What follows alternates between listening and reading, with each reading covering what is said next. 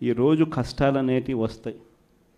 ప్రతిపక్షంలో ఉన్నప్పుడు, రాజకీయాలలో మరీ ముఖ్యంగా ఉన్నప్పుడు ప్రతి ఒక్కరూ కూడా ఒక్కటే గుర్తుపెట్టుకోవాలి, కష్టం రానిదే సుఖం రాదు. ప్రతి మనిషి జీవితంలో కూడా కష్టాలు సుఖాలు అనేది పార్ట్ అండ్ పార్సల్.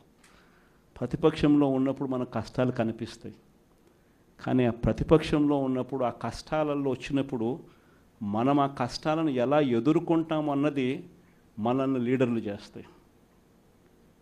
కష్టం వచ్చినప్పుడు మన క్యారెక్టర్ను మనం అమ్మేసుకుంటే, మన వ్యక్తిత్వాన్ని మనం అమ్మేసుకుంటే, ఒక్కసారి బాటిల్లో ఉన్న నీళ్ళు బాటిల్లో ఉంటే బాటిల్లో నీళ్ళు తాగుతాం, బాటిల్లో ఉన్న నీళ్ళు ఒక్కసారి ఇలా పడేసినామని అంటే భూమిలోకి పడిపోతాయి, మళ్ళీ ఏరుకోలేం.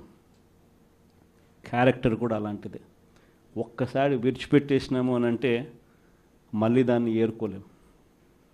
ప్రజల్లో చులకనవుతాం, ప్రజల్లో పలచనవుతాం.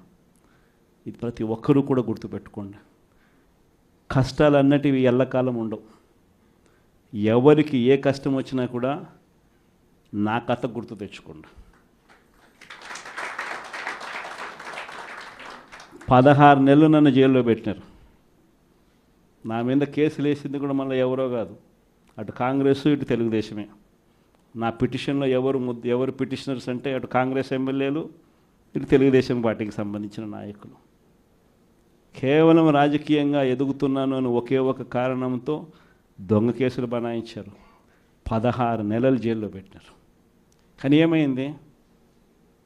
బయటికి రాలా? ముఖ్యమంత్రి కాలా?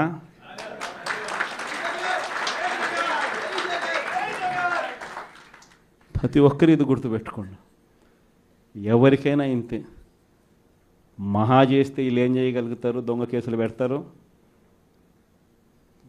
కాదండంలా బెదిరిస్తారు, కాదండంలా మహా అయితే 3 నెలలు లోపల వేస్తారు, అది కాదండంలా. కానీ ఏం చేస్తారు? 3 నెలల తర్వాత మళ్ళా వస్తాం, రెట్టించిన ఉత్సాహంతో మళ్ళా పనిచేస్తాం. ఎవరెవరైతే మిమ్మల్ని జైల్లో పెట్టే కార్యక్రమం ఎవరెవరైతే చేస్తారో, మంచి చేసిన వాళ్ళని గుర్తుపెట్టుకోండి, చెడు చేసిన వాడిని గుర్తుపెట్టుకోండి. ఇద్దరిని గుర్తుపెట్టుకోమని చెప్తాను. ఊరికే చూస్తూ ఊరుకోం. వైఎస్ఆర్ కాంగ్రెస్ పార్టీ బ్రతుకుతుంది. వైఎస్ఆర్ కాంగ్రెస్ పార్టీ ఈ రాష్ట్రాన్ని ఏలుతుంది అని కూడా ఈ సందర్భంగా చెప్తాను. మరో 30 సంవత్సరాలు ఏళ్తామని కూడా ఈ సందర్భంగా కూడా మరి గట్టిగా కూడా చెప్తాను. కాబట్టి ఎవ్వరూ కూడా వైఎస్ఆర్ కాంగ్రెస్ పార్టీకి సంబంధించిన ఏ కార్యకర్త వెంటికి కూడా పీకలేడు అని చెప్పి కూడా ఈ సందర్భంగా చెప్తాను. ఇది ప్రతి ఒక్కరూ గుర్తుపెట్టుకోండి. ఒక్కటే గుర్తుపెట్టుకోండి, ఈసారి జగనన్న 2.0 కొంచెం వేరుగా కూడా ఉంటుంది. ఈసారి జగనన్న 2.0 కార్యకర్త కోసం ఎలా పనిచేస్తుందో కూడా చూపిస్తుంది. ఇది మాత్రం నేను ఖచ్చితంగా చెప్తా ఉన్నా. ఎందుకనంటే జగనన్న 1.0లో బహుశా కార్యకర్తలకి నేను అంత గొప్పగా బహుశా చేయలేకపోయి ఉండొచ్చేమో. ప్రతి పథకము ప్రతి విషయంలోనూ కూడా మొట్టమొదటిగా ప్రజలే గుర్తుకొచ్చారు. ప్రజలకు మంచి చేయడం కోసమే నా టైం కేటాయించా, నా తాపత్రయపడ్డా, ప్రతి విషయంలోనూ దానికోసమే అడుగులు వేశా. కానీ జగనన్న 2.0కి వచ్చేసరికి మాత్రం చంద్రబాబు నాయుడు కార్యకర్తలకు పెడతా ఉన్న ఇబ్బందులు చూసా, కార్యకర్తలు పడతా ఉన్న అవస్థలు చూసా, కార్యకర్తలు పడతా ఉన్న బాధను గమనించా. వీళ్ళ కోసం గట్టిగా మీ జగనన్న ఉంటాడని సందర్భంగా గట్టిగా చెప్తాను. ఈ రోజుకు నేను చెప్తా ఉన్నా, ఓడిపోయాం పర్వాలా, ప్రతిపక్షంలో కూర్చొని ఉండం అది పర్వాలా, మళ్ళీ వెనక్కి తిరిగి మళ్ళీ అదే రోజుకు మళ్ళీ తిరిగి వెళ్ళి కనీసం ఇలా జరుగుతుందని తెలుసు కదా, ఇప్పుడు ఎలా చెప్తావు అని చెప్తే మళ్ళీ ఆ రోజు వచ్చినప్పుడు ఇదే విధంగానే మళ్ళీ చెప్తా. ఎందుకనంటే రాజకీయాలలో విలువలు విశ్వసనీయత అన్న పదానికి అర్థం అదే. ఎన్నికలు ఎప్పుడొచ్చినా కూడా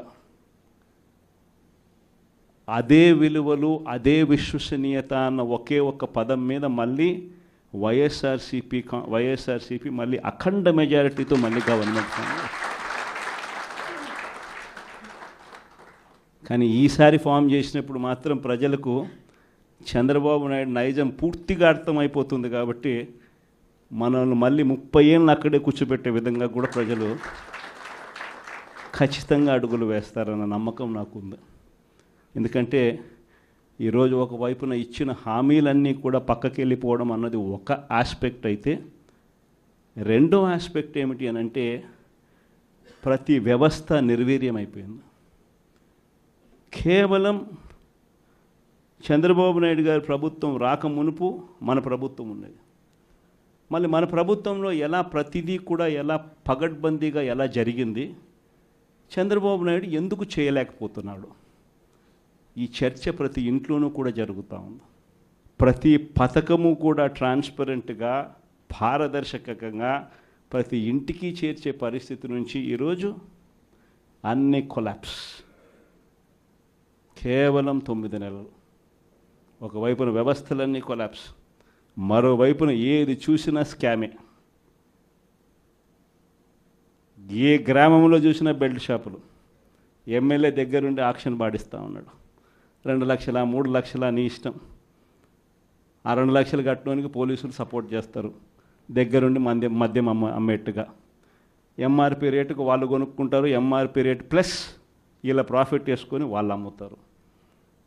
ఏ గ్రామంలో చూసినా కూడా, ఏ బంకులో కూడా ఈరోజు మద్యమే కనిపిస్తూ ఉంది. మొట్టమొదటిసారిగా గవర్నమెంట్ నడుపుతా ఉన్న మద్యం షాపులను తీసేసి ప్రైవేట్ వాళ్ళని తీసుకొచ్చేసినారు. ఇసుక ఎక్కడ పడితే అక్కడ డబల్ ద రేటుకి అమ్ముతూ ఉన్నారు.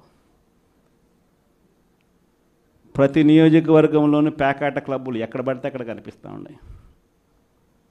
ప్రతి నియోజకవర్గంలో ఏ పని జరగాలన్నా కూడా, ఫ్యాక్టరీ నడపాలన్నా, ఆ నియోజకవర్గంలో మైన్ ఒకవేళ చేస్తూ ఉంటే చేసుకోవాలన్నా, ఏదైనా కూడా నాకింత నీకింత అని ఎమ్మెల్యే దగ్గర నుంచి మొదలైతే చంద్రబాబు నాయుడు దాకా పంచుకోవడాలి.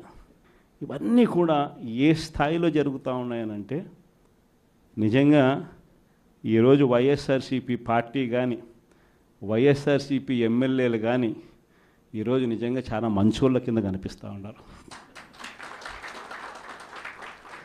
ప్రజలకు. ఆ స్థాయిలో కేవలం 9 నెలల కాలంలోనే ఇంత దారుణంగా పడిపోయినాయి.